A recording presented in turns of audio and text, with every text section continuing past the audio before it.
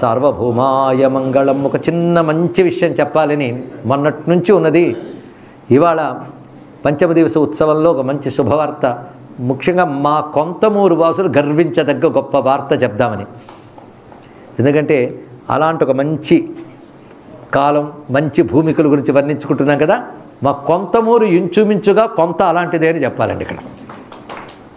ఎందువల్లంటే మొన్న జరిగిన సంఘటన, భారతదేశం మొత్తం మీద కొన్ని వేలాది వేద పాఠశాలలు ఉన్నాయి.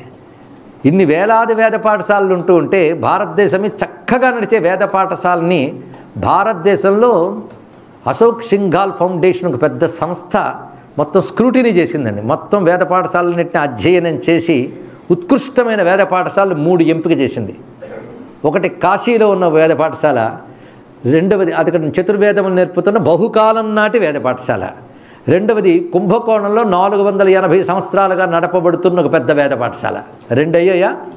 ఆ రెండిటి సరసన కూర్చొని సమానంగా గౌరవం పొందింది మన కొంతమూరులో ఉన్న దత్తాత్రేయ వేద విద్యా గురుకులం. అది 100 ఏళ్ల చరిత్ర ఉంటే దీని చరిత్ర 25 ఏళ్లే. 25 ఏళ్లకి భారతదేశంలో గొప్ప వేద పాఠశాలగా తెలుగునాట ఒకే ఒక్క వేద పాఠశాల గుర్తింపబడింది. అది మన కొంతమూరు. అది ఎక్కడిచ్చారో తెలుసా? ఎవరు ఒప్పుకున్నా ఒప్పుకోకపోయినా భారతదేశానికి ఒకటే రాజధాని అయోధ్య, అక్కడిచ్చారండి. ఈ మధ్య ఆ గౌరవ పురస్కార ప్రదానం జరిగింది. దీనికి వేద మంత్ర గణపతి అయిన వల్లభ గణపతి ఎంత సంతోషించి ఉంటాడో.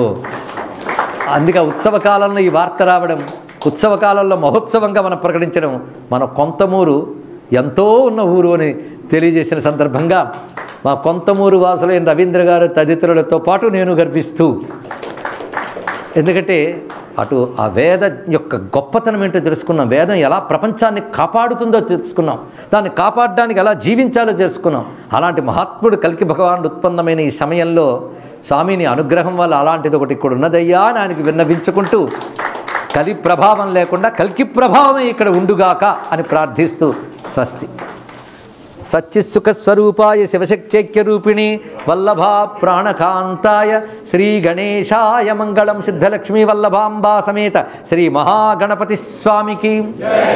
ఇందులో మనం ముఖ్యంగా అభినందించదగ్గ వ్యక్తి, వేద జీవనం అంటే ఇది అని చూపిస్తున్న ఒక పవిత్రమైనటువంటి వ్యక్తి, మహాపండితులు ఘనపాటి గారు, బ్రహ్మశ్రీ గుళ్ళపల్లి సీతారామాంజనేయ ఘనపాటి గారికి ఈ సమయంలో ప్రత్యేకంగా నమస్కరిస్తూ, వారితో పాటు ఉన్న సహాధ్యాపకులకు విద్యార్థులకు కూడా అభినందనలు అందిస్తూ ఉన్నాం.